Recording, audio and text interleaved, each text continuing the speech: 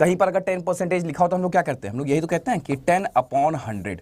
अब ये 10/100 कैसे हो गया, क्योंकि प्रतिशत का मतलब होता है 1/100, जिसकी वजह से यहां पर क्या आ रहा है 10/100, यानी कि इसका आंसर क्या बनता है 1/10।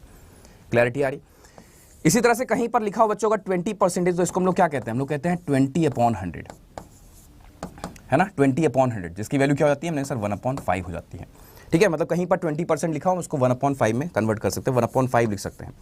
कहीं पर लिखा हो 30%, तो उसको हम लोग क्या लिख सकते हैं, 30/100 लिख सकते हैं, जिसकी वैल्यू क्या हो जाएगी हमारे सामने, हमने 3/10 हो जाएगी। करेक्ट। कहीं पर लिखा हो बच्चों 40%, तो इसको हम लोग कैसे लिख सकते हैं, हम लोग लिख सकते हैं 40/100 दैट इज इक्वल टू 2/5, है ना, लिखते ही रहते हैं हम लोग। ठीक है, ये सब तो चीज़ें हम लोग को याद भी रहती हैं। ठीक है, आगे मूव करते हैं। इसी प्रकार बच्चों कहीं पर अगर लिखा होता है 50%, तो हम लोग क्या लिखते हैं उसको, हम लोग लिखते हैं 50/100 दैट इज, हम लोग लिखते हैं 50/100 दैट इज 1/2,